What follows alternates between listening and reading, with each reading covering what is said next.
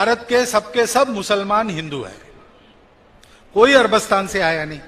ബിസ്മില്ലാ അൽഹംദുലില്ലാ. പ്രിയമുള്ളവരെ, RSSന്റെ നേതാവ് മോഹൻ ഭാഗവതർ അദ്ദേഹം പറയുകയാണ് ഇന്ത്യയിലുള്ള മുഴുവൻ മുസ്ലിങ്ങളും ഹിന്ദുക്കൾ തന്നെയാണെന്ന്. യഥാർത്ഥത്തിൽ അദ്ദേഹം സൂഫി മതത്തെ ഇസ്ലാമാണെന്ന് തെറ്റിദ്ധരിക്കുകയും സൂഫികൾ യഥാർത്ഥ മുസ്ലിങ്ങളാണെന്ന് തെറ്റിദ്ധരിക്കുകയും ചെയ്തുകൊണ്ടാണ് അദ്ദേഹം ഇങ്ങനെ പറയുന്നുള്ളത്. അദ്ദേഹം ആ പറയുന്നതിന്റെ കാരണം കൂടി അദ്ദേഹം വിശദീകരിക്കുന്നുണ്ട്. നമുക്കൊന്ന് കേൾക്കാം. स्वभाव से भी हिंदू है, देखिए मुसलमान बन गए, लेकिन भजन के बिना चैन नहीं पड़ता तो कव्वाली लाई. मूर्ति पूजा की आदत लगी है तो मजार कब्र की पूजा शुरू हो गई. अब उसको अगर ये समझ में आ जाए भारत के मुसलमान को कि हमारी केवल पूजा पद्धति बदली है, वैसे तो हम हिंदू ही है, हिंदू पूर्वजों के वंशज है और हिंदू संस्कृति की विरासत है, हिंदू स्वभाव ही हमको मिला है, तो सारा झगड़ा खत्म हो जाएगा. അദ്ദേഹം അവിടെ പറയുന്നുള്ളത് ഈ ആളുകള് അറബിസ്ഥാനിൽ നിന്ന് വന്ന ആളുകളല്ല, ഇവിടെ നിന്ന് തന്നെ കൺവേർട്ട് ആയ ആളുകളാണ്. അതുകൊണ്ട് ഈ ആളുകൾക്ക് ഭജനം അത് പാടാതിരിക്കാൻ പറ്റുന്നില്ല. അതിന് പകരമായിട്ട് ഇവര് കവാലികളും മൗലൂദുകളും നാരിയത്ത് സലാത്ത് പോലുള്ള ഈ കാര്യങ്ങളൊക്കെ ഉണ്ടല്ലോ, അത് ഭജനക്ക് സമാനമായിട്ടുള്ള കാര്യങ്ങളാണ്. ഇതൊക്കെ കൊണ്ടുവന്നു ഇപ്പൊ മജ്ലിസ് നൂറ് പോലെയുള്ളതൊക്കെ. അതേപോലെ തന്നെ ഈ ആളുകൾക്ക് വിഗ്രഹാരാധനയോട് വിട്ടുനിൽക്കാൻ പറ്റുന്നില്ല. അതുകൊണ്ട് മസാറുകൾ ഉണ്ടാക്കി അഥവാ കബറുകൾ കെട്ടിപ്പൊക്കി അവിടെ വിഗ്രഹങ്ങൾ ഉണ്ടാക്കി. അദ്ദേഹം പറയുന്നത് ഒരർത്ഥത്തിൽ ശരിയാണ്. കാരണം അമ്പലത്തിൽ ഏതൊക്കെ കാര്യങ്ങൾ നടക്കുന്നുണ്ടോ അവിടെ അതൊക്കെ ഇവിടെ മഹ്ബറകളിൽ ഈ ജാറത്തിന്റെ അടുത്ത് നടക്കുന്നുണ്ട്. അവിടെ നിർത്തിവെച്ച വിഗ്രഹമാണെങ്കിൽ ഇവിടെ കിടത്തിവെച്ച വിഗ്രഹമാണ്. അവിടെ നേർച്ച വഴിപാടുകൾ അർപ്പിക്കുന്നുണ്ട്, ഇവിടെ നേർച്ച വഴിപാടുകൾ അർപ്പിക്കുന്നുണ്ട്, അവിടെ പ്രസാദം കൊടുക്കുന്നുണ്ട്, ഇവിടെ ചീരണി കൊടുക്കുന്നുണ്ട്, അവിടെ കൊടിയുയർത്തൽ നടത്തുന്നുണ്ട്, ഇവിടെ കൊടിയുയർത്തൽ നടത്തുന്നുണ്ട്, അവിടെ വർഷാവർഷം ഉത്സവം നടത്തുന്നുണ്ട്, ഇവിടെ വർഷാവർഷം ഉറൂസ് നടത്തുന്നുണ്ട്, അവിടെ പച്ച പിരിപ്പിട്ടിട്ട് അഗർബത്തി കത്തിവെച്ച് സുഗന്ധദ്രവ്യങ്ങൾ പൂശി അതിനെ ബഹുമാനിക്ക് ആദരിക്കുക ചെയ്യുന്നുണ്ട്. ഇവിടെയും സമാനമായിട്ട് ചെയ്യുന്നുണ്ട്. ഇങ്ങനെയൊക്കെ നോക്കുമ്പോൾ എല്ലാം സമമാണ് എന്നാണ് ഇദ്ദേഹം പറയുന്നത്. ശരിയാണ് അദ്ദേഹം പറയുന്നുള്ളത്. കാരണം ഇതൊക്കെ വിഗ്രഹാരാധകരുടെ ആദത്തുകളാണ്, അവരിൽ നിന്ന് കടമെടുത്താണ്. കാരണം സൂഫി മതം എന്ന് പറഞ്ഞാൽ അങ്ങനെയാണ്, ഒരു തരം കോക്ടെയിൽ മതം.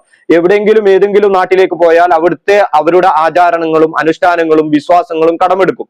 മുസ്ലിം ഉമ്മത്ത് എത്രത്തോളം പിഴച്ചുപോയി എന്ന് പറഞ്ഞാൽ അള്ളാഹുവിന്റെ റുബൂബിയത്തിലും ഉലൂഹിയത്തിലും അതേപോലെ തന്നെ അസ്മാഉ സിഫാത്തിലും ഷിർക്ക് വെക്കുന്ന അവസ്ഥയുണ്ടായി.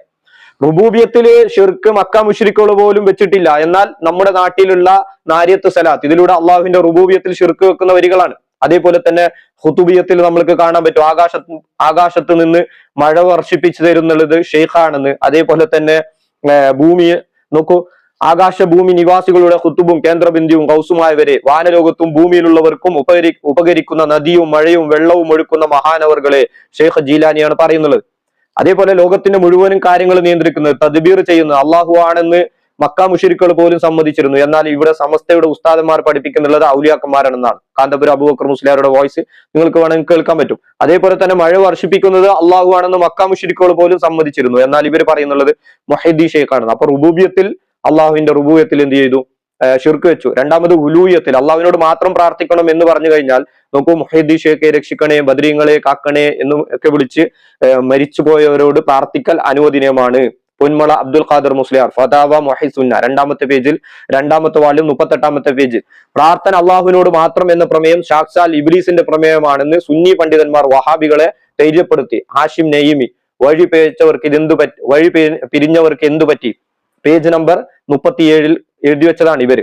അതേപോലെ തന്നെ ഒരുപാട് സ്ഥലങ്ങളിൽ അള്ളാഹു അല്ലാത്ത ആളുകളോട് ഇവർ പ്രാർത്ഥിക്കുന്ന വീഡിയോസ് നമുക്ക് നിരന്തരം നമുക്ക് കാണാൻ പറ്റും. മരണപ്പെട്ട ആളുകളോട് ദുആ ചെയ്യുന്നത്, അവർക്ക് ഇബാദത്ത് അർപ്പിക്കുന്നത്, അവരെ വരമേൽപ്പിക്കുന്നത്, അവർക്ക് നേർച്ച വഴിപാടുകൾ അർപ്പിക്കുന്നത്, അവരുടെ പ്രീതിക്ക് വേണ്ടി വർഷാവർഷം അറവ് നടത്തുന്നത്, ഇതൊക്കെ ഇബാദത്തിന്റെ ഇനങ്ങളാണ്. ഇത് വരമേൽപ്പിക്കൽ അള്ളാഹുവിൽ മാത്രമാണ് വരമേൽപ്പിക്കാൻ പാടില്ല. മരണപ്പെട്ട പോയ ആളുകളിൽ വരമേൽപ്പിക്കുന്നത്, ഇതൊക്കെ ഉലൂഹിയത്തിൽ സംഭവിച്ച ഷിർക്കാണ്. അതേപോലെ തന്നെ അള്ളാഹു സുബ്ഹാനഹു തആലയുടെ അസ്മാഉ സിഫാത്തിലും ഇവർ പങ്കാളികൾ ഉണ്ടാക്കിയിട്ടുണ്ട്. നോക്കൂ, കുപ്പിക്കകത്തുള്ള വസ്തുവിനെ പോലെ ഞാൻ നിങ്ങളെ കൽബകം കാണും എന്നോവർ. നോക്കൂ, അള്ളാഹു സുബ്ഹാനഹു തആലയ്ക്ക് മാത്രം ഉള്ള സവിശേഷത ഷെയ്ഖ് ജീലാനിക്ക് ഇവർ വകവെച്ചു കൊടുത്തു. അതേപോലെ തന്നെ അള്ളാഹുവിനെ കാണുന്നത് പോലെ കാണും, അള്ളാഹ് കേൾക്കുന്നത് പോലെ കേൾക്കും, അള്ളാഹു അറിയുന്നത് പോലെ അറിയുമെന്ന് ഇവർ എഴുതി വെച്ചിട്ടുണ്ട്. ഷിർക്കാണ്. അതേപോലെ തന്നെ വല്ലേ നീലത്തുനിന്നും എന്നെ വീളി പോർക്ക് വായ്കൂടാ മുമ്പ് ഉത്തരം നൽകും എന്ന് ഇവർ പഠിപ്പിക്കുന്നുണ്ട്. അതും അള്ളാഹു സുബ്ഹാനഹു തആല കാണുന്നത് പോലെ കാണുകയും കേൾക്കുകയും അറിയുകയും പ്രവർത്തിക്കുകയും ചെയ്യും എന്നാണ് ഇവർ പഠിപ്പിക്കുന്നുള്ളത്. സഹോദരങ്ങൾ, നിങ്ങളൊന്ന് ചിന്തിച്ചു നോക്കൂ, ഈ ഷിർക്ക് സംഭവിച്ചു കഴിഞ്ഞാൽ എന്തായിരിക്കും അതിന്റെ പരിണിത ഫലങ്ങൾ എന്ന്. ഒന്ന്, ഐക്യ ജീവിതത്തിൽ തന്നെ അവർക്ക് നഷ്ടങ്ങൾ ഉണ്ടാവും. അവർ ആകാശത്തു നിന്ന് പൊട്ടി വീണ പോലെയാണ്. ഒരു ദിവസം മാലിക് ദിനാറിലേക്ക് പോകുന്നുണ്ട്, ഒരു ദിവസം ഉള്ളാളത്തേക്ക് പോകുന്നു, ഒരു ദിവസം തങ്ങളുപ്പാപ്പന്റെ അടുക്ക് എന്ന് പറഞ്ഞിട്ട് പോകുന്നുണ്ട്, ഒരു ദിവസം പൈക്കത്തേക്ക് പോകുന്നുണ്ട്, ഒരു ദിവസം എരുമാടിലേക്ക് പോകുന്നുണ്ട്, ഒരു ദിവസം നാഗൂറിലേക്ക്, ഒരു ദിവസം മുത്തുപേട്ടയിലേക്ക്, ഒരു ദിവസം അജ്മീറിലേക്ക്, ഇങ്ങനെ ചുറ്റിത്തിരുന്നുണ്ട്. ഒരു ദിവസം കുമ്പോല് തങ്ങളുടെ അടുത്തേക്ക് പോകും, ഒരു ദിവസം സാമിന്റെ അടുത്തേക്ക് പോകും. ഇങ്ങനെ കിട്ടിയ ആ ദൈവങ്ങളുടെ അടുത്തേക്കും ജാറങ്ങളുടെ അടുത്തേക്കും സമാധാനമില്ലാത്ത പോകുന്ന ആളുകളെ നമുക്ക് കാണാൻ പറ്റും. മനഃശാന്തി ഉണ്ടാവില്ല അവർക്ക്, കുടുംബത്തിൽ സമാധാനം ഇല്ല, ബുദ്ധിമുട്ടുകളും പ്രയാസങ്ങളാണ് എപ്പോഴും. ഒരു സ്വസ്ഥത ഇല്ലാത്ത ഒരു ജീവിതമാണ് ആർക്ക്? ഈ ശിർക്ക് ചെയ്യുന്ന ആളുകൾക്ക്. അതേപോലെ തന്നെ ഏറ്റവും സൃഷ്ടികളിൽ ഏറ്റവും മോശപ്പെട്ട ആളുകളായിട്ടാണ് അള്ളാഹു സുബ്ഹാനഹു തആല പറയുന്നുള്ളത് ശിർക്ക് ചെയ്യുന്ന ആളുകളെ കുറിച്ച്. അതേപോലെ തന്നെ ശിർക്ക് ചെയ്യുന്ന ആളുകൾ അശുദ്ധരാണെന്നാണ് അള്ളാഹു സുബ്ഹാനഹു തആല പരിശുദ്ധ ഖുർആൻ നമുക്ക് പറഞ്ഞു തരുന്നുണ്ട്. അതേപോലെ തന്നെ അവരുടെ കർമ്മങ്ങൾ നിഷ്ഫലമാകും. അള്ളാഹു സുബ്ഹാനഹു തആല പരിശുദ്ധ ഖുർആനിലെ 6-ാമത്തെ അധ്യായത്തിൽ 88-ാമത്തെ വചനത്തിൽ പറയുന്നുണ്ട്, അള്ളാഹുവോട് പങ്കു ചേർത്തിരുന്നുവെങ്കിൽ അവർ പ്രവർത്തിച്ചിരുന്നതെല്ലാം അവരെ സംബന്ധിച്ചിടത്തോളം നിഷ്ഫലമാകി പോകുമായിരുന്നു. അതേപോലെ തന്നെ തീർച്ചയായും താങ്കൾക്ക് മുന്നിൽ കഴിഞ്ഞുപോയ പ്രവാചകന്മാർക്കും ബോധനം നൽകിയിട്ടുള്ളത്, താങ്കൾ എങ്ങാനും ശിർക്ക് ചെയ്തു കഴിഞ്ഞാൽ നബിയെ താങ്കളുടെ കർമ്മങ്ങൾ നിഷ്ഫലമായി പോവുകയും തീർച്ചയായും താങ്കൾ നഷ്ടക്കാരിൽ പെട്ടുപോകുമെന്നാണ്. അതേപോലെ തന്നെ ഖബർ ശിക്ഷയ്ക്ക് കാരണമാകും. അതേപോലെ തന്നെ സ്വർഗം അവർക്ക് നിഷിദ്ധമാകും. സൂറത്തുൽ മാഇദയുടെ 72-ാമത്തെ വചനമാണ്. അതേപോലെ തന്നെ നരകം ലഭിക്കും, ശാശ്വതമായിട്ടുള്ള നരകം, സ്വർഗം നിഷിദ്ധമായിരിക്കും അവർക്ക് എന്നുള്ളതാണ്. അതേപോലെ തന്നെ ഈ ആരാധ്യർ, അള്ളാഹുവിന് പുറമെ മരിച്ച ആളുകളെ വിളിച്ച് സഹായം ചോദിച്ചില്ല, അവരൊക്കെ പരലോക കോടതിയിൽ അവർ നിഷേധിക്കും. അതേപോലെ തന്നെ പ്രവാചകൻ സല്ലല്ലാഹു അലൈഹി വസല്ലമയുടെ ശഫാഅത്ത് ലഭിക്കില്ല. അതേപോലെ തന്നെ അള്ളാഹു സുബ്ഹാനഹു വ തആല ഒരിക്കലും പുറത്തു തരില്ല എന്ന് പറഞ്ഞ പാപം സൂറത്തുൽ നിസാഇന്റെ 48-ലും 116-ാമത്തെ ആയത്തിലും അള്ളാഹു സുബ്ഹാനഹു വ തആല പറയുന്നുണ്ട്.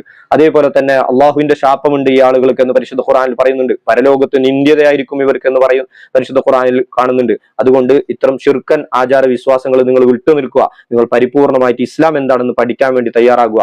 റബ്ബ് സുബ്ഹാനഹു വ തആല തൗഫീഖ് നൽകട്ടെ. അസ്സലാമു അലൈക്കും വറഹ്മത്തുള്ളാഹി വബറകാതുഹു.